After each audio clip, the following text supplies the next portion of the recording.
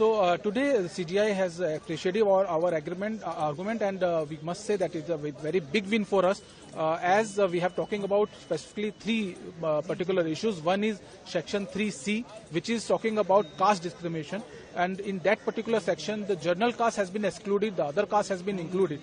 So this particular section has been sending a message kind that these three castes, SC, ST and OBC, has been discriminated by general caste. So this is our argument before the CGI, and CGI appreciated our argument and specifically stated that yes, it is, you are saying correct, and this kind of section, if it is there, definitely it will be a very harsh and very discriminatory for the general caste, general people, and this should be amended, this should be rectified. The other part is in respect of the equity committee, which is formed under section 18 of this particular new UGC sections.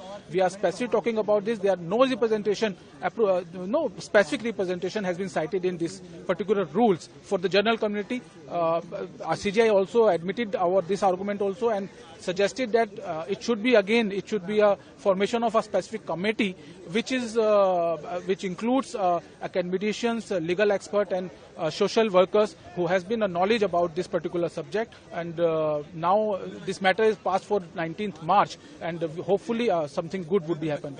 Thank you, sir.